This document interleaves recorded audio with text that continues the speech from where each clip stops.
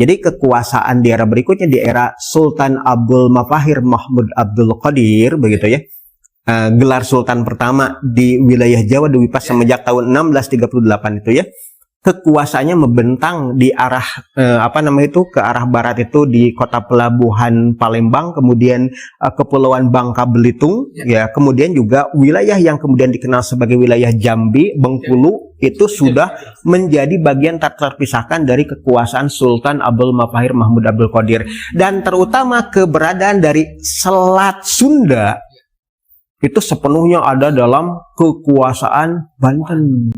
Ya, bahkan pada era kepemimpinan dari Sultan Ageng Tirtayasa, wilayah Kesultanan Banten itu ya meliputi seluruh wilayah ya Tatar Sunda. Karena apa? Cirebon dan Sumedang Larang dipulihkan oleh Sultan Ageng Tirtayasa. Nah, kalau berbicara berkenaan dengan wilayah kekuasaan teritorial ya, namun kalau berbicara berkenaan dengan kekuasaan terkait dengan pengaruh, ya itu bahkan sampai ke wilayah ya Kalimantan. Sebelum menjawab pertanyaan itu, saya ingin mengungkap satu hal menarik ya. Di naskah-naskah lama, dalam kajian filologi ya nih Kang ya, dari manuskrip yang ada di Pabupan Keraton ataupun yang ada di gedung arsip ya, di museum juga ya, itu diungkapkan bahwa Sultan Haji, ya ini Sultan Haji ya, berbicara tentang Sultan Haji. Sultan Haji yang berkuasa dan kemudian membangkang terhadap ayahandanya, ini bukan Sultan Haji yang asli katanya.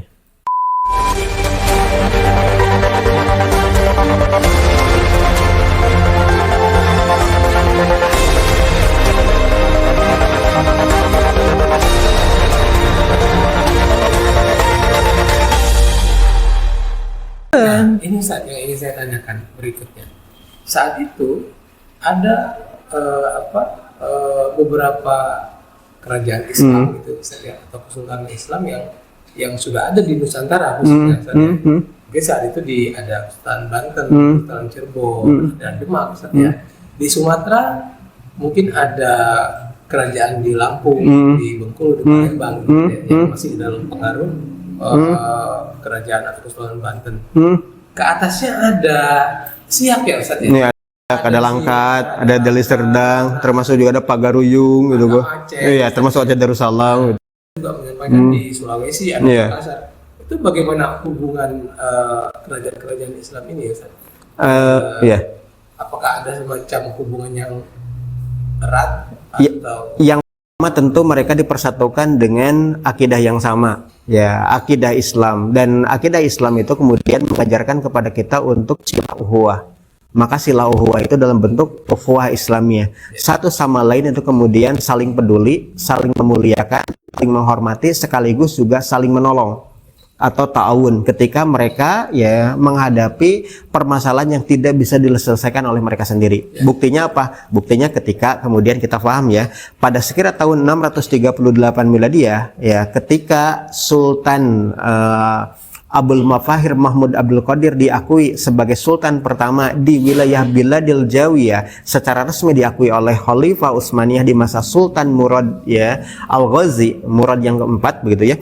Di situ disebutkan bahwa ya pada tahun berikutnya, tahun 1639, keberadaan dari ya kerajaan Gowa Talo yang ada di ujung pandang dipersatukan menjadi Kesultanan Makassar di masa I Manuntungi Daeng Matola, yang kemudian mendapatkan gelar sebagai Sultan Malikus Sa'id. Dari mana? Dari Khalifah juga. Sama seperti ya keberadaan Sultan Abdul Mafahir Mahmud Abdul Qadir setahun sebelumnya melalui perantaraan dari Syarif Zaid bin Muhsin Al-Hashimi. Nah, putra dari Imanuntungi Daeng Matola, Sultan Malikus Sa'id, yang kita kenal sebagai Sultan Hasanuddin Ayam Jantan dari Timur, yang sangat gigih bertarung, berperang, berjihad untuk mengusir kompeni ya Belanda pada waktu itu. Setahun berikutnya, tahun 1640, Panembahan yang ada di Ngayogyakarta, yaitu Panembahan Hanyokro Kusumo bin Panembahan Hanyorkowati bin Panembahan Senopati Danang Sutowijoyo, begitu ya. Ini kemudian mendapatkan gelar kehormatan dan diakui juga sebagai sultan. Makanya kemudian nama gelarnya Sultan Agung Hanyokro Kusumo. Nama pemberian gelar sultannya dari Syarif Zaid bin Muhsin Al-Hashimi itu adalah Sultan Abdullah Muhammad Al-Matarani Al-Jawi. Jadi dari situ kemudian pesan penting yang kemudian bisa kita baca dari suntingan karya dari Profesor Titik Puji Astuti, filolog dari Banten tuh ya, di dalam buku ya Jejak Sejarah Kesultanan Banten yang dinukil dari manuskrip ulama. Profesi beliau sama seperti saya, Kang, yaitu filolog atau ilmu tahqiq, tapi beliau itu gelarnya sudah profesor doktor gitu kan. Jadi sisi otoritasi keilmuannya itu sudah mumpuni. Beliau juga kemudian menyunting ya satu kutipan yang kemudian menjelaskan titah khalifah atau titah dari pemimpin muslim se-alam dunia gitu ya, atau khalifah gitu, melalui perantaraan Syarif Zaid bin Muhsin Al-Islami yang ditembuskan kepada Raden Arya Wangsakara dan diteruskan kepada para penguasa muslim yang ada di Biladil Jawiyah Indonesia Nusantara ini, yaitu kalian mendapatkan kehormatan dan pengakuan kedaulatan kekuasaan dalam bentuk kesultanan, sekaligus juga ketika kalian menghadapi masalah, apalagi masalah yang ditimbulkan oleh pihak luar, yaitu orang-orang kafir, kaum penjajah gitu ya, maka kalian diperintahkan untuk saling menolong satu sama lain, bersatu dengan ya tujuan dan jalan Islam. Makanya wajar ketika habis perjanjian Bongaya kan, yang kemudian menghancurkan keberadaan Gua Talo ataupun Kesultanan Makassar, maka para mujahidin, para kesatria Islam dari sana kemudian ikut bergabung dengan Kesultanan Banten di era Ageng Tirtayasa untuk apa? Berjuang menghadapi kekuatan dari kompeni. Baik. Selama ini ya, Ustaz Salman, para pemirsa, di buku-buku sejarah kita hanya melihat hubungan kekhilafan Utsmani dengan Samudra Pasai di Aceh. Betul. Ketika Samudra Pasai itu berperang dengan Portugis ya Ustaz. Dan kita itu sama sekali tidak bisa mendapatkan informasi bahwa ternyata luar biasa gitu ya Ustaz ya. Pengakuan kehilafahan itu pada Kesultanan Nusantara itu sedemikian banyak Ustaz ya. Dan itu hubungannya sangat luar biasa gitu ya. Pada pemirsa dirahmati Allah, diskusi kita semakin menarik, tapi kita akan masuk ke pembahasan yang sedikit politis nih, Ustaz Salman dan para pemirsa. Ustaz Salman, dalam mungkin setahun yang lalu saya datang berkunjung ke museum di Banten Lama, ya. Di situ kita disambut juga oleh para ini ya guide yang menerangkan gitu ya. Di awal pertemuan kita itu beliau tuh bertanya, itu kan saya datang dengan guru-guru dan anak sekolah. Di awal dia tuh bertanya kepada kita, coba dijawab apa penyebab keruntuhan dari Kesultanan Banten. Itu macam-macam jawabannya. Dan beliau menjawab, penyebab keruntuhan Kesultanan Banten adalah politik. Ya, politik. Ya. Baik. Sesama kita membaca sejarah bahwa kedaulatan Banten itu, dan kita bisa sebut masa kejayaan itu ketika di Sultan Agung Tirtayasa. Betul. Ya. Jadi selama beberapa itu Sultan Agung Tirtayasa Sultan ke-6 ya. Maka itu adalah masa puncak kejayaan dari Kesultanan Banten. Tapi di zaman Sultan Agung Tirtayasa juga lah Banten mengalami kemunduran ya, di akhir masa kekuasaannya. Di akhir masa kekuasaan. Setelah ada infiltrasi yang dilakukan oleh company. Setelah ada infiltrasi. Nah, Ustaz, ada yang menyampaikan bahwa Banten itu berdaulat sampai dengan Sultan Agung Tirtayasa. Setelah itu tidak bisa dikatakan berdaulat. Bagaimana kita memandang historinya itu seperti apa? Berbicara berkenaan dengan historiografi atau pembabakan rekam jejak sejarah, peradaban di antara umat manusia, ya bukan hanya peradaban Islam ya, tapi juga peradaban di antara umat manusia. Saya ingin mengutip apa yang pernah dinyatakan oleh Bapak Sosiologi Antropologi di antara kaum muslim, yaitu Imam Muhammad bin Khaldun. Di dalam kitab Al-Muqaddimah beliau katakan bahwa peradaban di antara umat manusia, termasuk juga peradaban di antara umat muslim, alias peradaban Islam gitu ya, ini dipergilirkan ya. Di antara peradaban umat manusia ada peradaban Barat, Romawi, Yunani, kemudian peradaban Timur yaitu peradaban Persia, Hindia dan lain sebagainya, termasuk juga Arabia begitu ya. Nah, peradaban Islam juga begitu di era Rasulullah, kemudian para sahabat, era Khulafaur Rasyidin, kemudian dipergilirkan kepada Bani Umayyin, kemudian Bani Abbasiyin yang kemudian didukung oleh Bani Buwaihi dan juga Bani Salajiqah, kemudian Bani Mamlukiyah, sebelumnya ada Bani Ayyubiyah begitu. Berikutnya di era ya Bani Utsmaniyah, orang-orang Turki ya di Istanbul. Itu kan dipergilirkan begitu di antara umat manusia, di antara umat muslim. Nah, artinya apa? Yang namanya pergiliran kekuasaan, pergiliran peradaban, maka yang namanya peradaban seperti yang dikatakan oleh Imam Ibnu Khaldun di dalam kitab Al-Muqaddimah, itu ada yang melahirkan dan menumbuhkan. Ada yang kemudian ya mengembangkan lebih lanjut sampai pada puncak kemegahannya. Dan menurut Imam Ibnu Khaldun, ketika sudah ada di puncak, tidak ada lagi puncak berikutnya. Kenapa? Peradaban itu sudah ada di masa kegemilangan, kejayaan, keberhasilannya. Maka disitulah ada dua kemungkinan di antara peradaban-peradaban yang ada. Yaitu apa? Kalau tidak mengalami the stagnation, stagnasi, kemandekan, jalan di tempat, terus aja di puncak gitu ya. Mundur enggak, naik juga enggak mungkin karena sudah ada di puncak gitu. Atau bahkan yang lebih parah daripada itu apa? Apa yang disebut sebagai the decline atau mengalami kemundurannya. Nah, kalau sudah mengalami kemundurannya, akan sangat sulit bangkit atau naik kembali menjadi puncak kejayaannya. Kalaupun kemudian terjadi, akan mengalami penurunan, bahkan the fall atau kejatuhannya. Dan itu mana peradaban itu dipergilirkan di antara umat manusia. Jadi berbicara berkenaan dengan puncak kejayaan Banten, itu di era sultannya yang ke-6, yaitu apa? Sultan Abdul Fattah Mafaki, atau yang lebih kita ketahui sebagai Sultan Ageng Asani ing Surasowan, yaitu apa? Sultan Ageng Tirtayasa gitu ya. Ing Surasowan ing Tirtayasa gitu ya. Kalau Sultan Ageng Al-Awal ing Surasowan itu adalah Sultan Abul Mafahir Mahmud Abdul Qadir. Kalau Sultan Ageng Asani ing Tirtayasa itu adalah Sultan Abdul Fattah Mafaki atau Ageng Tirtayasa tadi. Itu puncak kemegahannya.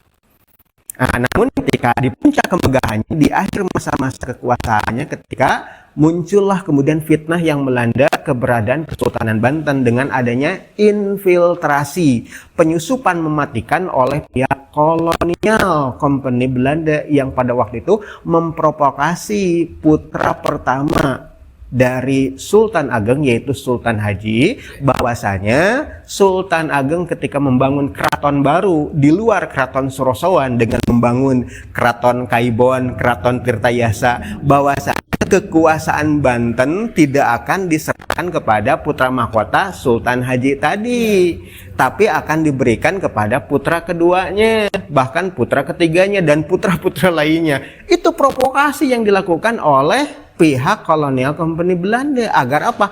Terjadi apa yang kemudian dikenal sebagai divide et impera, pecah belah di antara kaum muslim, dan kemudian disebutkan bahwa Sultan Haji terpedaya atas provokasi yang dimaksud. Karena apa? Informasi yang datang ke Keraton Surasowan di bawah kekuasaan dari Sultan Haji, bahwasanya dikisahkan diprovokasi oleh kolonial bahwa Sultan ya Ageng Tirtayasa akan menyerahkan keraton Tirtayasa itu kepada Pangeran Purbaya.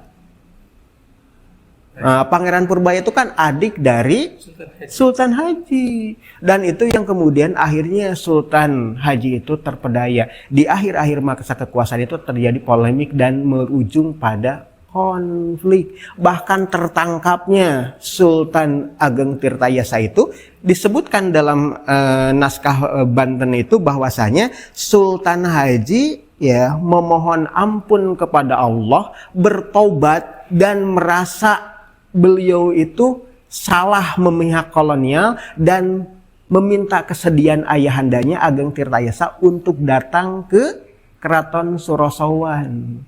Dan ketika mendapatkan informasi bahwa Sultan Haji itu akan menyengaja ya meminta maaf secara langsung dan juga mengundang bapaknya untuk datang ke Keraton Surawan dan dipusakai kembali menjadi sultan. Justru itu kemudian jebakan Batman gitu. Itu kayak dan akhirnya ditangkap oleh company. Jadi ketika terjadi konflik itu, Sultan Ageng Tirtayasa itu keluar dari istana ya. Nah, jadi Tinggal di Tirtayasa bersama dengan Pangeran Purbaya dengan orientasi bahwa saat itu untuk urusan dalam negeri Kesultanan Banten diserahkan kepada Sultan Haji, untuk urusan luar negeri bahkan untuk urusan berkenaan dengan perniagaan dengan perang luar, mengumumkan perang itu di bawah kepemimpinan dari Sultan Ageng Tirtayasa dan ya Pangeran Purbaya. Disitulah kemudian datang proklamasi dari company bahwa sesungguhnya yang dipersiapkan untuk memberikan kedudukan Sultan Ageng Tirtayasa itu Pangeran Purbaya, bukan engkau. Dah kemakanlah itu. saat itu Kesultanan Banten itu sedang dalam masa kejayaan, Ustaz ya. Ya. Bagaimana perdagangan rempah-rempah Betul. itu di pelabuhan Banten itu sedemikian Betul. Betul. Bahkan semenjak era kepemimpinan dari Sultan ya Abul Mafahir. Ya, Sultan yang keempat. Sultan yang keempat. Atau Maulana yang keempat, Sultan pertama secara resmi. Betul saat itu yang berdagang itu cukup banyak. Ustaz. Banyak. Portugis hadir, Inggris juga hadir, Hmm, ya. hmm, Mungkin dari India juga mungkin hadir. Sangat ramai. Sangat ramai. Itu kota pelabuhan internasional, Kang. Internasional. Jadi kota pelabuhan internasional yang ada di Biladil Jawiyah itu banyak. Kalau yang awal-awal itu di kota pelabuhan Al-Mansur atau Garus, karena di situ ada perniagaan kayu gaharu, Ya. ada perniagaan kamper terbaik atau kapur barus itu ya. Kemudian juga ya rempah-rempah dan lain sebagainya gitu ya. Itu di kota pelabuhan Al-Mansur. Berikutnya Lok Jempa Aceh Utara, kemudian Birun, kemudian Malaka, kemudian juga Tumasik, kemudian Palembang, dan khusus untuk wilayah Banten Pasisir dengan kota pelabuhannya yang cukup ramai pada waktu itu, perniagaan yang paling dibutuhkan oleh masyarakat yang ada di wilayah barat, baik itu Hindia, Persia, Arabia, bahkan Andalusia, Eropa Raya begitu ya, itu lada hitam. Lada hitam. Lada hitam itu banyak sekali kemudian ya ditanam dalam perkebunan-perkebunan luas yang ada di wilayah Banten. Itu nggak ada, Ustaz. Ya, tahu juga lah. Ya. Di Lampung ada, Ustaz. Ya. Ada Lampung tuh ada. Kalau nggak salah itu. Ya, Lampung ya, Bangka, Belitung itu dulu adalah wilayah Kesultanan Banten, begitu gitu. Jadi nggak heran kalau memang sangat ramai. Sangat ramai gitu. Jadi orang-orang pasti akan ketika membutuhkan ya berkenaan dengan lada hitam dipastikan datangnya ke Wahanten. Kalau mereka butuh berkenaan dengan pala dipastikan datang ke Ternate atau Tidore atau Kepulauan Seram ya di wilayah Ambon hari ini. Kalau mereka membutuhkan kayu gaharu ataupun kamper pasti ke Barus. Gitu. Dan tempat di mana lalu lalangnya yang menghubungkan antara wilayah Jawi dengan Pamalayu itu pasti di kota pelabuhan Malaka atau kota pelabuhan Lok Sumawe atau kota pelabuhan Palembang. Begitu kan. Jadi ada sumber-sumber yang kemudian dibutuhkan oleh perniagaan dunia kemana mereka harus pelabuh. Dan khusus untuk keberadaan Wahanten itu komoditi yang paling dibutuhkan adalah lada. Berarti memang konflik itu memang bermula dari perniagaan. Karena VOC ingin monopoli, mendominasi, menguasai. Jadi dia tidak hanya ingin menguasai perdagangannya, tapi sumber. Betul. Sumber yang ada, pertanian, lada, pala, dan sebagainya. Gitu ya. Baik. Selama Sultan Haji itu berkuasa berapa lama tuh? Itu tidak lebih lama dari bapaknya. Ya. Bahkan beliau itu wafat sebelum wafat bapaknya. Karena apa? Setelah beliau kemudian berhasil menguasai sepenuhnya Banten didukung oleh aneksasi dari pihak kolonial company, beliau itu justru merasa terpedaya. Ya, itu ya. Terpedayanya itu sampai ketika ya beliau menyaksikan pembangunan benteng pertahanan Spelwick. yang ada di wilayah Banten pada waktu itu. Padahal pada masa sebelumnya oleh Sultan Ageng ya berkenaan dengan pembangunan ya benteng pertahanan sama sekali tidak diperkenankan. Jangankan benteng pertahanan, kantor niaga permanen pun tidak dibolehkan. Tidak dibolehkan apalagi benteng pertahanan. Kalau benteng pertahanan berarti apa? Ada keinginan untuk penguasaan teritorial. Ini yang membuat akhirnya Sultan Haji merasa terpedaya oleh tipu daya dari pihak kolonial company hingga akhirnya beliau tidak punya power ya, hingga akhirnya kemudian kekuasaannya pun dilucuti. Bahkan dari situ kemudian beliau itu menyesal luar biasa hingga usianya pendek. Beliau itu wafat sebelum wafat ayahandanya dan juga saudaranya. Atau mungkin dulu VOC itu dalihnya seperti sekarang, selalu investasi gitu. Investasi jebakan Batman.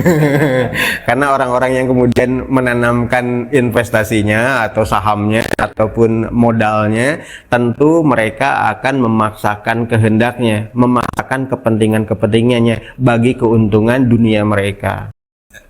Set, ada juga yang menarik. Ini mohon diverifikasi ya, maksudnya bahwa seperti yang tadi Ustaz Salman sampaikan, di kemudian hari akhirnya Sultan Haji itu sadar bahwa dia berdaya. Nah, waktu itu saya mendapatkan informasi dari petugas di museum, dalam sejarahnya disampaikan bahwa waktu itu Sultan Haji ingin keluar dari cengkraman VOC dan dia meminta bantuan kepada Inggris. Dia meminta bantuan kepada Inggris.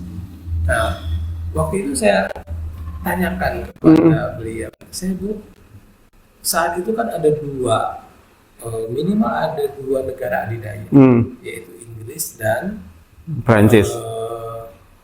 Khilafah Utsmaniyah. Di dua kubu yang berseberangan. Minimal ada dua negara adidaya yang bisa disebut dengan adidaya, yaitu Inggris dan Khilafah Utsmaniyah. Nah, kita juga tahu Sultan Haji itu lama nyantri di Mekah ya. Betul. Bahkan gurunya itu Syekh Yusuf Al-Makassari. Nah, jadi secara pendidikan, terus segala macam, dia harusnya sudah sangat besar. Betul. Tapi waktu itu Sultan Haji itu mengirim utusan meminta bantuan kepada Inggris. Nah, walaupun belakangan diketahui bahwa utusan itu digagalkan oleh VOC, tidak ada mata-mata.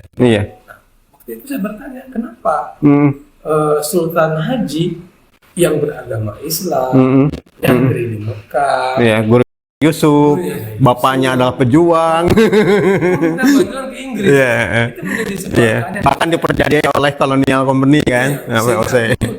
Waktu itu Nusantara itu tidak lagi terkontrol oleh Khilafah Utsmaniyah. Khilafah Utsmaniyah juga sibuk mungkin. Apa kira-kira yang dari persoalan itu? Sebelum menjawab pertanyaan itu, saya ingin mengungkap satu hal menarik ya. Di naskah-naskah lama dalam kajian filologi ya nih Kang ya, dari manuskrip yang ada di Pabuan Keraton ataupun yang ada di gedung arsip ya, di museum juga ya, itu diungkapkan bahwa Sultan Haji ya, ini Sultan Haji ya, berbicara tentang Sultan Haji yang berkuasa dan kemudian membangkang terhadap ayahandanya, ini bukan Sultan Haji yang asli katanya. Nah, ini menariknya, ini baru, tapi ini adalah informasi yang merupakan bagian dari deviasi atau bentuk penyimpangan, tapi ini adalah sesuatu informasi yang ini cukup nyeleneh gitu ya. Jadi masuk konspirasi kan? Ya Allah alam. Saya belum memverifikasi lebih lanjut. Sultan Haji yang kemudian dikisahkan di naskah-naskah lama itu bukan Sultan Haji yang asli. Sultan Haji yang asli itu kemudian ditangkap oleh pihak kolonial dan itu dibunuh oleh kolonial karena berharap bahwa Sultan Ageng Asani Ing Tirtayasa tadi tidak memiliki pewaris kekuasaan karena dianggap ini adalah sultan paling megah yang ada di wilayah Kesultanan Banten, maka warisnya harus segera dipunahkan dan dikirimlah sosok yang mirip dengan Sultan Haji Untuk apa? Bekerja bagi kepentingan kolonial. Entahlah apakah ini naskah lama yang ingin membersihkan nama Sultan Haji, ataukah ini ada tipu daya segala macam atau konspirasi. Allah alam, saya belum memverifikasi lebih lanjut. Ini ya hasil suntingan para peneliti terkait dengan sejarah Banten. Kemudian informasi yang kedua, ada juga yang kemudian menuliskan tentang Sultan Haji, bahwa Sultan Haji yang berkuasa dan membangkang kepada Sultan Ageng Asani Ing Tirtayasa, ayahandanya, itu bukan Sultan Haji, tapi jelmaan jin bahkan. Entah ini teh gimana gitu. Itu naskah lama. Ada yang menarasikan gitu demi untuk menjadikan kemuliaan Kesultanan Banten itu tetap terjaga, bahwa Sultan Haji yang kemudian dianggap diperdaya oleh pihak kolonial itu bukan Sultan Haji. Masa iya sih anak keturunan dari Sultan Ageng ya? Masa sih anak didikan dari Syekh Yusuf Al-Makassari? Masa sih sosok sultan yang pernah berhaji, belajar di tanah suci kok bisa diperdaya gitu? Maka para penulis naskah lama ini mengisahkan bahwa Sultan Haji yang dimaksud adalah sultan yang mazhul, sultan yang gila, sultan macam-macam lah. Disebutkan dia antek kolonial karena Sultan Haji sesungguhnya telah diganti, dibunuh oleh pihak kolonial, atau bahkan sultan yang itu jejadian dari jin dan segala macam. Tapi entah itu ya. Itu sampai begitu demi untuk membersihkan kewibawaan kemuliaan Kesultanan Banten. Nah, itu singkirkan, ini informasi ini aja ya. Informasi yang deviasi dari skala lama. Itu kan menarik itu sebetulnya untuk dikaji lebih lanjut. Tadi saya sampaikan itu ya. Sampai nyantri di Mekah sedemikian hingga gitu kan. Kok bisa berpihak kepada kolonial itu kan secara logis itu nggak masuk akal.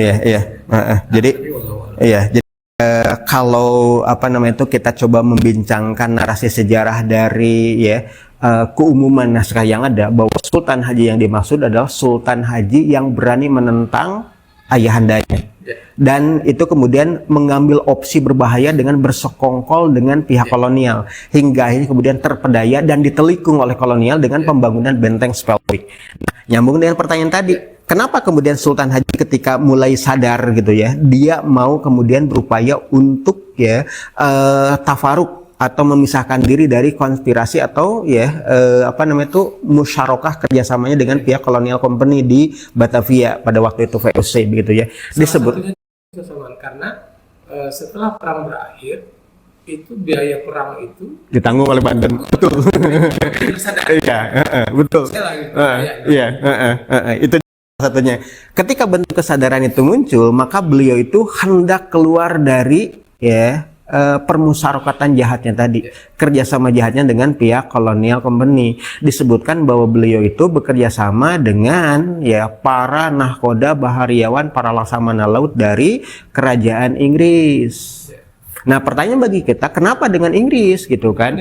Kenapa tidak dengan Turki? Kenapa tidak dengan Utsmaniyah? Kenapa tidak dengan orang-orang India atau orang Persia atau orang-orang Arabia yang sama-sama Muslim? Kenapa justru dengan armada Inggris? Nah, berbicara berkenaan dengan keberadaan armada Inggris, maka ada kisah sejarahnya ketika apa? Ketika dalam perang Eropa, ketika terjadinya era yang dikenal sebagai era pencerahan Eropa, di mana orang-orang Katolik yang kemudian akhirnya membangkang menjadi gerakan Protestanisme, macam-macam lah, menolak dominasi gereja Katolik, menolak dominasi The Holy Roman Empire yang dipimpin oleh Kekaisaran Katolik Prancis atas satu Sri Vatikan yang ada, Sri Paus yang ada di Vatikan City di Roma, Italia begitu ya. Orang-orang Kristen itu menolak dominasi dan hegemoni Sri Paus dengan dogma doktrin Katoliknya tadi. Maka gerakan Protestanisme itu mengumpul di wilayah Eropa, dan setiap orang yang membangkang terhadap dogma doktrin Katolik itu diperangi oleh Holy Roman Empire, oleh Prancis diantaranya, yang dianggap sebagai pemersatu Kristendom Eropa dengan dogma Katolik tadi. Nah, orang-orang Protestan tadi akhirnya berupaya untuk mencari perlindungan. Nah, perlindungan itu nyebrang ke wilayah Britania Raya. Di situ ada kerajaan Inggris. Dan kerajaan Inggris secara ritual mereka sama dengan orang-orang Katolik, tapi mereka tidak mau tunduk pada otoritas dari Vatikan. Itu yang pertama gitu ya. Kemudian yang kedua, mereka dari dulu selalu bersaing dengan Prancis untuk penguasaan Eropa. Sedangkan Vatikan dengan Sri Pausnya itu lebih merestui kekaisaran Prancis sebagai pemimpin The Holy Roman Empire di Kristendom Eropa. Maka timbul persaingan politik dan persaingan tidak mau dihegemoni. Dari situlah kemudian Kerajaan Inggris melalui Queen Elizabeth pertama ini kemudian memberikan suaka politik dan suaka militer dari pelarian orang-orang Kristen Protestan. Maka gereja Anglikan Inggris pada waktu itu ya itu melindungi pelarian Protestanisme itu. Dari situlah kemudian orang-orang Kristen Katolik yang ada di Kristendom Eropa menyatakan kami memboikot Britania Raya dan Kerajaan Inggris karena kalian telah melindungi orang-orang Protestan. Nah, disitulah kemudian Kerajaan Inggris dikucilkan oleh orang-orang Kristen Eropa, khususnya oleh orang-orang Katolik. Nah, ketika dikucilkan, diboikot ekonominya, diboikot perniaganya, nggak bisa berdagang, gimana mau hidup? Akhirnya apa? Akhirnya cara satu-satunya untuk Inggris bisa bertahan, ya Ratu Elizabeth itu dikisahkan mengirimkan nota sekaligus juga surat permohonan kepada penguasa Islam yang ada di Istanbul yang dipusakai oleh Sultan Murad yang ketiga bin Sultan ya Selim As-Sani bin Sultan Sulaiman Al-Qanuni bin Yafuz Sultan Selim Al-Awal sebagai khalifah kaum muslim saat itu. Dan Sultan Murad yang ketiga pada waktu itu ketika membaca ya surat yang ditujukan kepadanya meminta pertolongan dan bantuan karena kami sedang diboikot, maka ya izinkanlah kami berniaga berdagang dengan negeri-negeri muslim di bawah perlindungan engkau wahai duli tuanku paduka yang mulia yang berkedudukan di Istanbul, Hakanul Bahrain wal Bahrain, penguasa dua daratan dunia dan dua samudra. Nah itu kan pujian-pujian gitu, khalifah digitukan, wah gitu. Ada Ratu Inggris yang meminta bantuan kami, minta bantuan cuma satu, bukalah kota-kota pelabuhan Anda biar para pedagang Inggris bisa mengakses sumber niaga di situ ketika kami tidak bisa berniaga, berdagang dengan orang-orang yang sesama orang Eropa dan sesama orang-orang Kristen gitu.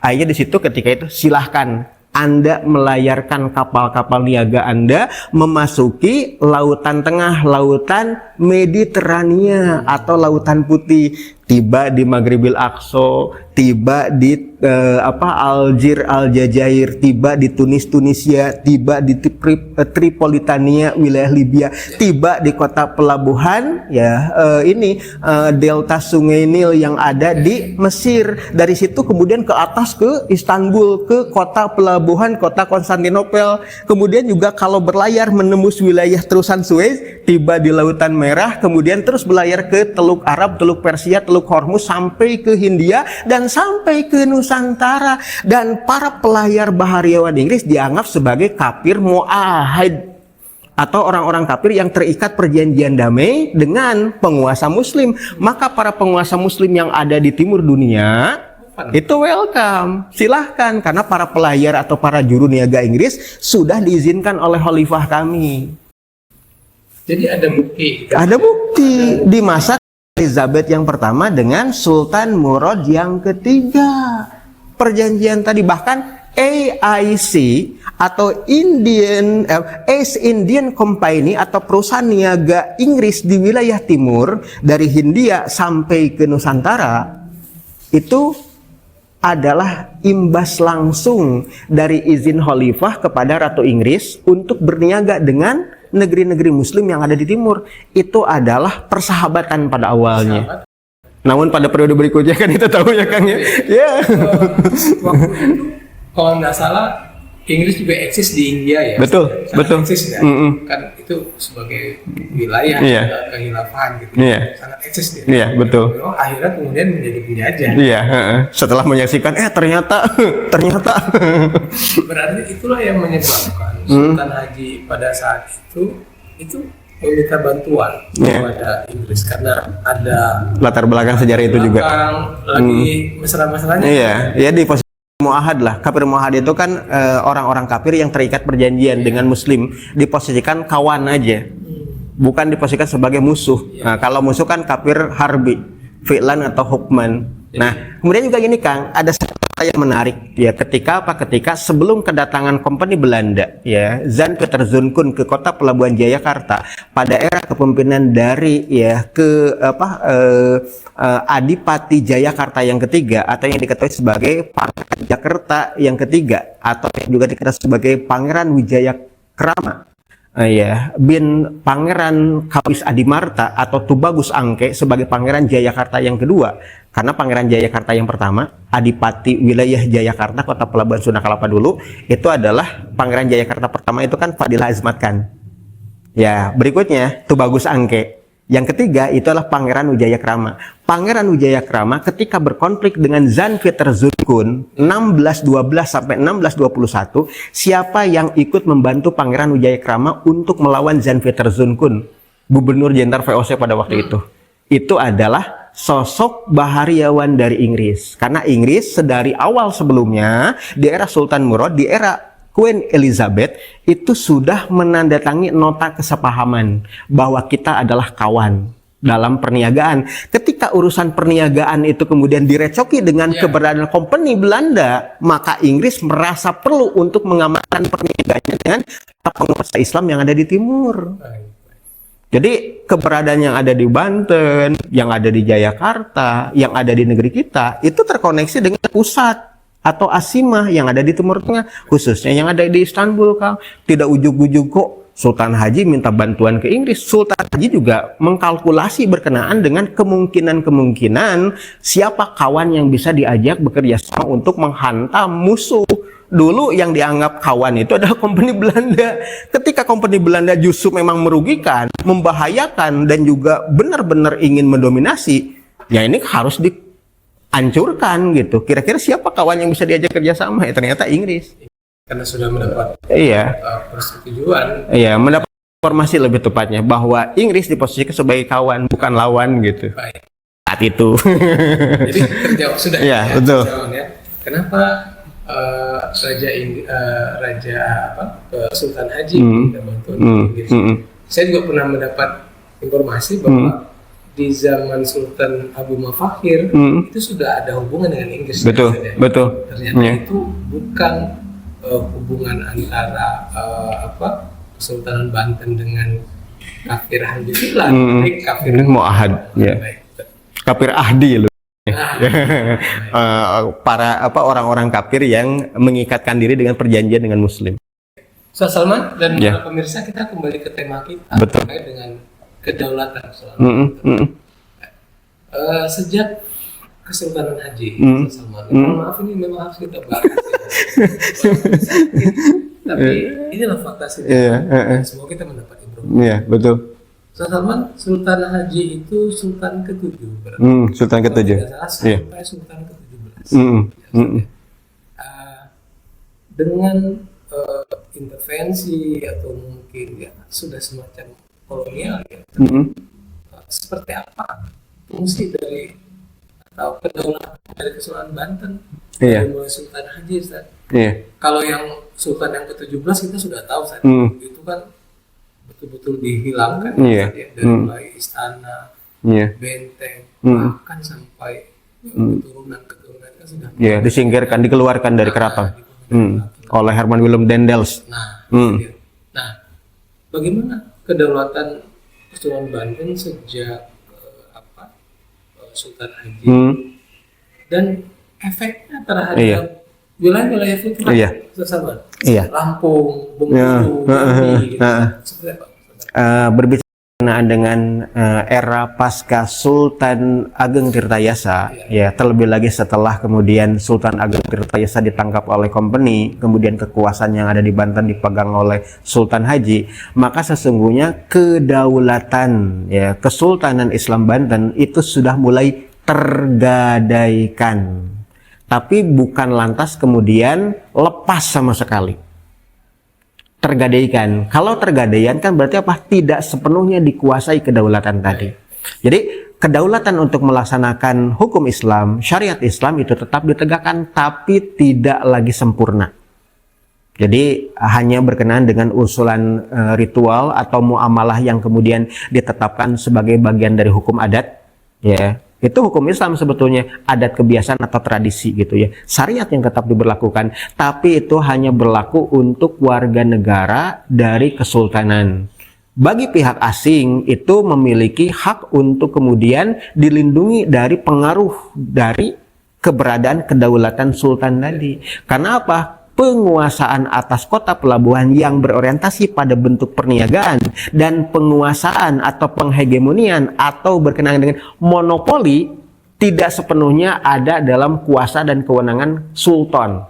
Tapi apa? Sudah ada benteng-benteng pertahanan plus juga dengan kantor-kantor niaga yang didominasi oleh siapa yang memaksakan kehendak tadi, yaitu apa? Company Belanda. Jadi kedaulatan politik sudah mulai tergadaikan, apalagi kedaulatan ekonomi sudah dikendalikan oleh kepentingan company itu. Baik. Berarti sudah mulai tergadaikan walaupun tidak sepenuhnya. Lantas apa yang menjadi penyebab gitu, Ustaz Salman, terkait dengan masih adanya eksistensi Sultan Banten saat itu? Karena sebetulnya secara de facto kan company sudah betul-betul menguasai. Apa kira-kira pertimbangan company untuk tidak langsung menghapus Kesultanan Banten, tapi tetap dijaga gitu? Ya, dari Sultan ke-7 sampai ke-17 itu dari ratusan tahun. Di antara apa yang kemudian dilakukan oleh kebijakan pihak kolonial itu adalah menempatkan para penguasa lokal sebagai penguasa wilayah. Agar apa? Kedudukan mereka tetap dihormati, kedudukan mereka kemudian tetap diakui, dan keberadaan mereka sebagai pihak yang mendominasi terkait dengan perniagaan, legitimasinya tetap mereka dapatkan dan tetap mereka kuasai. Apalagi yang namanya colonial company. Company itu apa sih? Perusahaan niaga. Kalau perusahaan niaga yang dikejar itu adalah keuntungan. Dan yang namanya VOC, dalam perjanjian dengan pihak kerajaan Belanda, mereka memiliki apa yang dikenal sebagai hak oktrooi. Hak oktrooi itu dalam bahasa Belanda, kalau di dalam bahasa Inggris adalah authority atau authority. Dalam bahasa kita otoritas. Gue nih yang menentukan apapun kebijakan yang ada di wilayah koloni. Bukan pihak kerajaan, tapi gue gitu kok. Yaitu company, perusahaan niaga yang tadi. Berarti berkenaan dengan ya para pemilik modal. Dan company sendiri dipusakai oleh Heren van Zevenden, para kapitalis bangkir-bangkir Yahudi. Karena 80% saham milik VOC itu dipegang oleh orang-orang Yahudi Belanda yang juga terkoneksi dengan Inggris akhirnya. Nah itu menariknya gitu ya, berkenaan dengan apa namanya itu kepentingan-kepentingan ya modal yang kemudian berjalan saat itu. Makanya kemudian mereka tidak melikuidasi keberadaan para sultan, tapi justru para sultan kedudukan mereka tetap kemudian dipertahankan oleh mereka dengan catatan para sultan tadi berkenan untuk mempersilahkan pihak company untuk menempatkan pertama ya hak oktrooi itu, hak otoritas tadi itu kemudian difasilitasi dengan apa? Pembangunan kantor niaga dan benteng pertahanan dengan menempatkan pasukan di situ. Kemudian juga untuk urusan berkenaan dengan ya perniagaan segala macam diserahkan kepada pihak company. Nah, harga mereka yang tentukan. Ya pastilah yang namanya hegemoni, monopoli kan begitu. Nah, bagaimana kemudian kedudukan para penguasa yang tadi, yang itu kemudian tetap diperkenankan untuk berkuasa dan bertahta? Itu hanya sebatas ya penyedia layanan regulasi atau kebijakan. Untuk urusan kalian silakan urusan oleh kalian. Urusan dengan kepentingan-kepentingan kolonial dengan hak oktroinya tetap kemudian tetap terjaga. Itu sebetulnya. Regulator, ada media, pelaksana regulator, ada penguasa. Jadi sekarang masih terjadi. Jadi kemudian disebut oleh baginda Muhammad SAW itu peralihan dari mulkan adon ke mulkan jabariyatan. Nah ini kemudian ketika apa? Ketika era berikutnya, ketika pihak kolonial itu pada pergi, tapi aturan kolonial tetap dipakai, ya perniagaan kolonial dipakai dengan sistem ribawi dan segala macam. Gitu. Baik, sedikit saja. Saat itu di mana pengaruh Khilafah Utsmani? Iya. Jadi berbicara berkenaan dengan pengaruh atau asar gitu ya, maka seperti yang tadi saya kutip di awal, apa yang dinyatakan oleh Imam Muhammad bin Khaldun dalam kitab Al-Muqaddimah, bahwasanya dari puncak kemegahan itu bentuk kejayaan bahkan berkenaan dengan pengaturan. Puncak kemegahan Utsmani itu di era Sultan ya Sulaiman Al-Qanuni dan putra serta cucunya. Putranya adalah Selim As-Sani, cucunya Murad yang ketiga. Makanya Murad yang ketiga itu diminta tolong oleh Elizabeth kan. Nah itu ketika puncak-puncak kemegahan gitu. Makanya kemudian koneksinya itu dengan kesultanan-kesultanan Islam juga sangat kuat. Namun ketika di pusat itu sudah mulai pengaruhnya ya menurun, decline tadi, penurunan tadi, bukan stagnation lagi gitu ya, maka pengaruh ke bawahnya pun sama. Jadi itu yang kemudian bahkan disebutkan oleh ya Niccolò Machiavelli di dalam buku Il Principe atau Sang Penguasa atau Sang Pangeran begitu ya, atau kalau kita kenal saat ini adalah politik Machiavellism atau politik menghalalkan cara. Di paragraf pertama kalau tidak salah entah di pasal yang ke-5, ke-6 atau yang ke-7 atau ke-8 saya lupa lagi, disebut ya bahwa contoh untuk penguasaan kekuatan dan kekuasaan kedudukan penguasa gitu ya.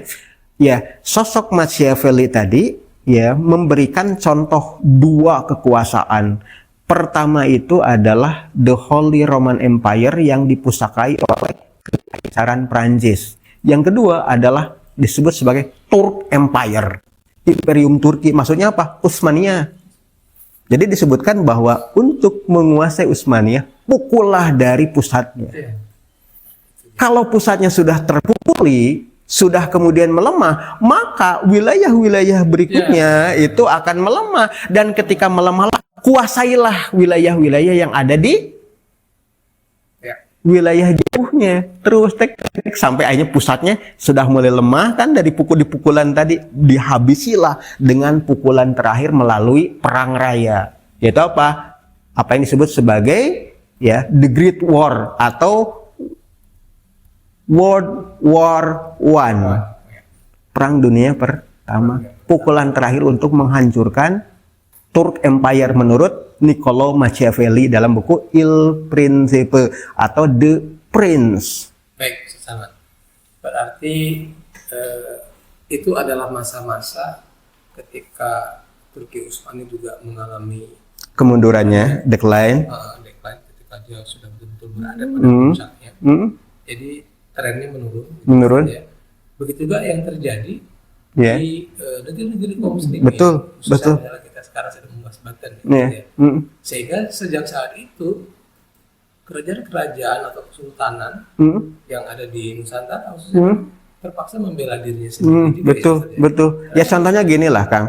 Ketika jihad fisabilillah untuk menghajar kaum Parangi atau Portugis di kota pelabuhan Sunda Kelapa ataupun kemudian kota yang ada di Papua, itu kan Utsmani ikut terlibat di situ dengan mengirimkan Janisari, dengan mengirimkan ahli-ahli persenjataan di Aceh, ya kemudian di Banten, kemudian di Belambangan, ya di Panarukan ketika menaklukkan Daha. Bahkan gini Kang, ketika Kesultanan Brunei Darussalam pada abad ke-15 dan pada abad ke-16 hingga abad ke-17 berupaya untuk mempertahankan wilayah yang kita kenal hari ini sebagai wilayah Mindanao, Filipina Selatan, dari upaya perebutan paksa oleh orang-orang Katolik Hispania Catalonia atau Reconquista di wilayah timur dunia.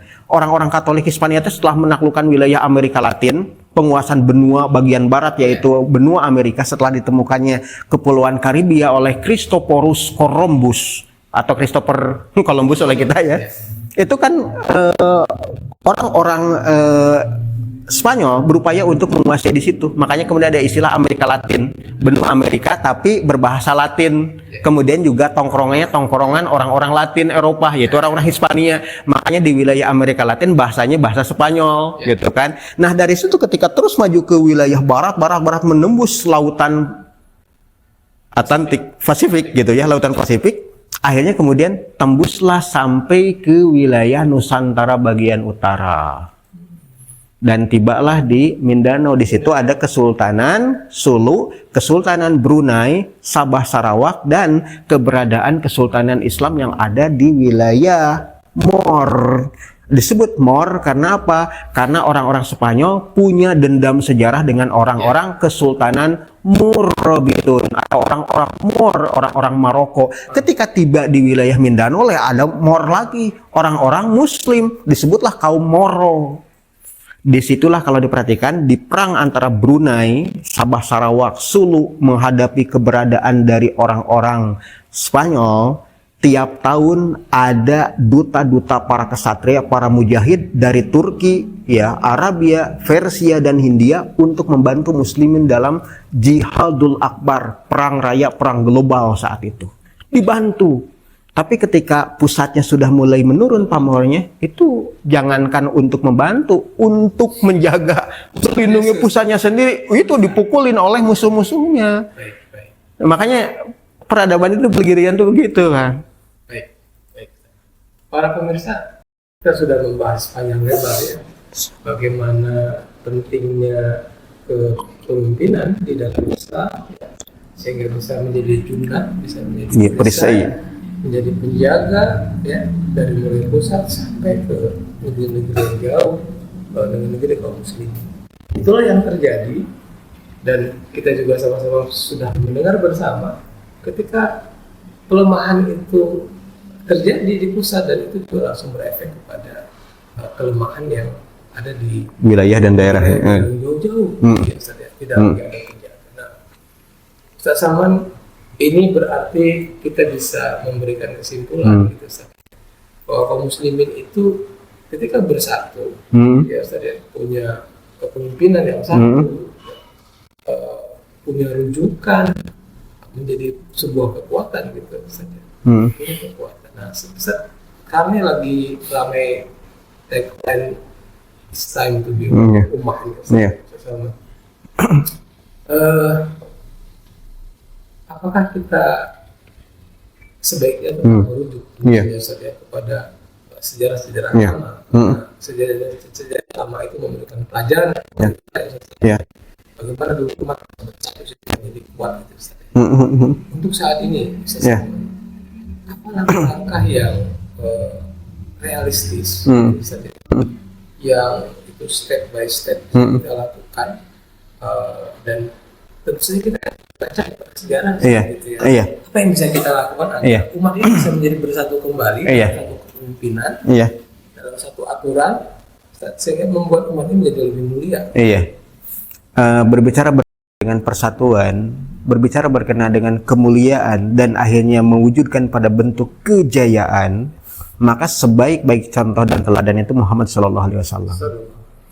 Jadi ketika kita mengetahui bahwasanya ya baginda Nabi Muhammad SAW disebutkan sebagai wa ma arsalnaka illa rahmatan lil alamin, dan tidak aku utus engkau Muhammad sebagai rahmat bagi semesta, keselamatan bagi sekalian alam. Kemudian juga kita mengetahui bahwa keberadaan Muhammad SAW bukan hanya sekadar pribadi mulia yang kita contoh, tapi bagaimana kemudian beliau memberikan teladannya untuk kita ikuti. Laqad kana lakum fi Rasulillahi uswatun hasanah. Sesungguhnya apa yang ada pada diri Muhammad SAW sebagai Rasulullah itu adalah uswatun hasanah bagi kita, teladan yang baik untuk kita ikuti. Nah, dari situ kemudian kita bisa mencontoh bagaimana Rasul membangun peradaban, bagaimana Rasul mempersaudarakan di antara umat manusia yang beriman, bagaimana Rasul membangun kejayaan, kedaulatan, kemegahan hingga sampai kegemilangan dan kemuliaannya. Disitulah sebaik-baik teladan untuk kita ikuti. Contohnya, Rasul menjadikan poros utama kehidupannya itulah dakwah. Makanya kemudian ada sebuah kredo di kalangan para aktivis yang menyatakan nahnu du'at qabla kulli syai'. Kita semuanya ini adalah para pengemban dakwah. qabla kulli syai', sebelum menjadi apapun. Kenapa? Diri kita sebagai hamba Allah yang beriman kepada Allah dan Rasulnya, Rasul mencontohkan kepada kita bahwasanya poros kehidupannya itu adalah untuk mengemban Islam, memperjuangkan Islam, dan untuk menzahirkan Islam, mewujudkan Islam sebagai rahmat bagi semesta. Caranya seperti apa? Berdakwah. Bagaimana berdakwahnya Rasulullah SAW? Maka kita buka sirah nabawiyah, maka kita akan mendapatkan petunjuk demi petunjuk, guidance bagi kita, rule of game bagi kita untuk mewujudkan kegemilangan, kejayaan, dan persatuan di antara umat Muhammad. Sama. Kaum muslimin sekarang terpecah menjadi 50 negara. Ada 50 pemimpin. Terpecah dengan mazhab-mazhab yang berbeda-beda. Ada Ahlussunnah wal Jamaah dan Sunni. Dan sekarang hegemoni kapitalisme itu luar biasa. Di beberapa daerah sebetulnya masih juga tertekan dengan hegemoni sosialis.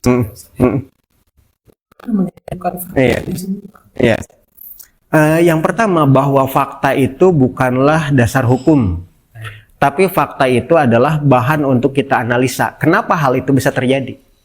Maka ketika dianalisa, kita akan mendapatkan jawaban atas permasalahan yang dimaksud. Terpecahlah belahnya kaum muslim karena apa?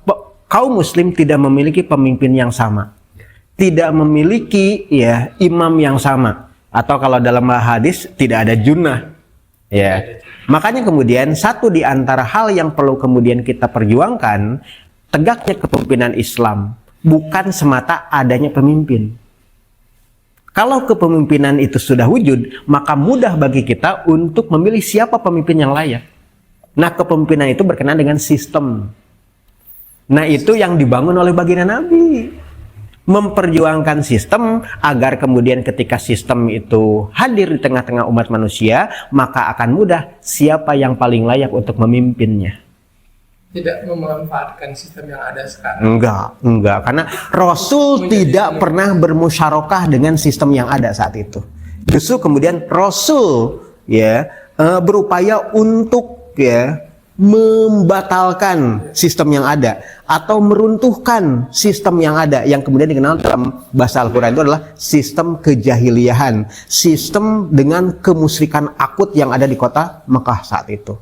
Nah, berbicara dengan apa yang diperjuangkan baginda Nabi Muhammad SAW untuk membangun sistem tadi, tentu diawali dengan bentuk pembinaan di tengah-tengah umat. Dalam arti apa? Dalam konteks ini adalah menyiapkan umat agar mereka siap ketika apa? Pertolongan Allah itu tiba. Makanya di antara para pengemban dakwah yang punya kesadaran tadi untuk memperjuangkan Islam, untuk menegakkan Islam, untuk mewujudkan sistem Islam, itu kan orang-orang yang sudah sadar nih. Orang-orang yang sudah tahu berkenaan dengan kita tidak sedang baik-baik saja, atau kita sedang ada di jalan yang keliru, atau jalan yang salah, atau bahkan sistem yang tidak memihak Islam dan kaum muslim. Maka harus berubah. Berubahnya dengan cara apa? Memperjuangkan Islam. Itu adalah individu-individu yang punya kesadaran. Nah, tugas berikutnya seperti yang dicontohkan oleh baginda Nabi Muhammad SAW. Kalau sudah ada individu-individu yang punya kesadaran, terbina dengan Islam dan akhirnya berjuang untuk Islam, untuk meraih ridho Allah, maka tanggung jawabnya lebih mudah setelah itu. Pertama, memantaskan diri agar layak ditolong oleh Allah. Yang kedua, menyiapkan umat. Untuk apa? Ketika pertolongan itu tiba, umat telah siap. Jangan sampai kemudian kita menyiapkan diri untuk memataskan diri untuk menjadi orang-orang soleh, tapi kita tidak berupaya untuk mensolehkan pihak lain. Makanya nggak cukup menjadi orang soleh, tapi harus menjadi orang yang muslih, memperbaiki keadaan. Dan memperbaiki keadaan itu dengan cara Nabi, bukan dengan cara warisan kolonial. Itu yang jadi masalah. Nah, butuh adanya kesadaran. Sebaik-baik contoh, sebaik-baik teladan untuk diikuti, dialah Muhammad SAW. Selanjutnya, Ustaz? Selanjutnya ya ketika pertolongan itu tiba, apa yang kemudian terjadi? Bahwasanya Allah telah menjanjikan bahwa kemenangan kaum muslim itu akan tegak kembali. Dan tegak kembali itu dengan apa yang kemudian disebutkan dalam hadis riwayat Ahmad, summa takunu khilafatan rasyidatan alla min haji nubuwah, dan Rasul mengakhiri dengan pernyataan summa sakata. Kemudian beliau terdiam. Terdiam mananya apa? Tidak ada lagi masa bagi umat Islam. Karena setelah era yang kelima itu, umat Islam itu dipanggil seluruhnya oleh Allah Subhanahu wa taala dengan turunnya hawa yang sangat sejuk, yang itu kemudian dihirup oleh individu-individu yang beriman saat itu. Maka Ijrail alaihissalam itu panen raya, Kang. Memanen orang-orang mukmin tidak ada lagi di permukaan bumi. Maka setelah itu masa umat muslim selesai. Makanya Rasul katakan summa sakata. Kemudian beliau terdiam. Summa sakata Iya. maksudnya itu. Iya, karena tidak ada lagi masa berikutnya. Masa-masa itu adalah masa-masa di mana apa yang disebut oleh Imam Ibnu Katsir begitu ya. Kemudian juga di dalam kitab ya Fitnatul Kubra ya, atau berkenaan dengan huru-hara akhir zaman, itulah dikatakan oleh Imam Ibnu Katsir itu, berbahagialah orang-orang mukmin karena mereka tidak akan pernah menyaksikan dahsyatnya kiamatul kubro, dan celakalah umat manusia yang kafir yang mereka akan menyaksikan bagaimana dahsyatnya hancurnya jagat raya beserta seluruh isinya dengan tibanya al-qiyamatul kubro, ketika sangkakala ditiupkan oleh malaikat Israfil, di mana di tempat berpijaknya baginda Nabi di bawah kubah as-Sahroh di Baitul Maqdis. Dan saat itu yang namanya Islam, yang namanya Muslim, namanya iman, namanya mukmin, bahkan keberadaan Baitullah Ka'bah dan Baitul Maqdis adalah sesuatu yang asing. Kenapa? Tidak lagi ada manusia yang menjadi hamba Allah. Dalam arti bersaksi tiada ilah selain Allah. Ya, artinya apa? Tidak ada lagi orang yang beriman saat itu, hingga iman dan mukmin, Islam dan Muslim, bahkan Baitullah tidak dikenali oleh mereka. Seperti ketika kita membuka ya berkenaan dengan kamus, ada satu kata atau satu istilah atau satu diksi, nggak tahu artinya apa, nggak tahu apa maknanya itu. Kenapa? Tidak ada lagi orang beriman, tidak ada lagi hamba Allah, tidak ada lagi manusia yang bersujud, tidak ada lagi manusia yang mengabdi, tidak ada lagi manusia yang menyembah Allah saat itu. Ketika Israfil meniupkan sangkakala, itulah makanya baginda Nabi disebutkan summa sakata. Beliau kemudian terdiam karena beliau tidak ingin lagi memisahkan fase setelah itu. Kenapa? Tidak ada lagi hamba Allah yang menyembah Allah. Baik, Mas Ahmad. Ya. Kita sudah bicara panjang lebar tentang sejarah kedaulatan Kesultanan Banten dari mulai awal hingga masa puncak kejayaannya. Namun fakta juga memberikan buktinya bahwa setelah itu adalah era kemunduran. Karena era kemunduran Kesultanan Banten itu tidak hanya terjadi karena konflik yang terjadi di Kesultanan Banten saja, tapi juga terjadi karena global. Memang kekhilafan Islam sedang menurun. Dan tadi kita juga sudah menyampaikan bahwa inilah saatnya ya mengambil ibrah dari sejarah yang terjadi. Inilah saatnya umat itu menjadi umat yang satu. Bagaimana mewujudkan umat yang satu itu tadi sudah dijelaskan bahwa tidak ada yang bisa kita tiru selain apa-apa yang telah dicontohkan oleh Rasulullah SAW. Ya. Baik, para pemirsa dan rahmati Allah Subhanahu wa taala, semoga acara kita pada hari ini di acara Bincang Umat ini dapat memberikan yang pertama adalah pengetahuan dan juga inspirasi, dan tentu juga motivasi gitu ya, bahwa semua jadi harusnya memberikan motivasi bagi kita agar dapat meraih kemenangan. Amin. Meraih pertolongan Allah Subhanahu wa taala. Ustaz Salman bahwa secara dalil sudah cukup kuat bahwa Islam akan menang, maka tugas kita adalah memantaskan diri kita, Ustaz ya, dan memantaskan umat agar pantas untuk ditolong oleh Allah Subhanahu wa taala untuk menjadi umat yang mulia apabila kita bersatu. Amin. Demikian Ustaz ya. Baik, para hadirin dimati Allah Subhanahu wa taala, kali ini semoga bermanfaat, dan apabila terjadi kehilafan kami mohon maaf. Sampai bertemu di acara Bincang Umat berikutnya. Terima kasih. Assalamualaikum warahmatullahi wabarakatuh. Waalaikumsalam. Alhamdulillah. الحمد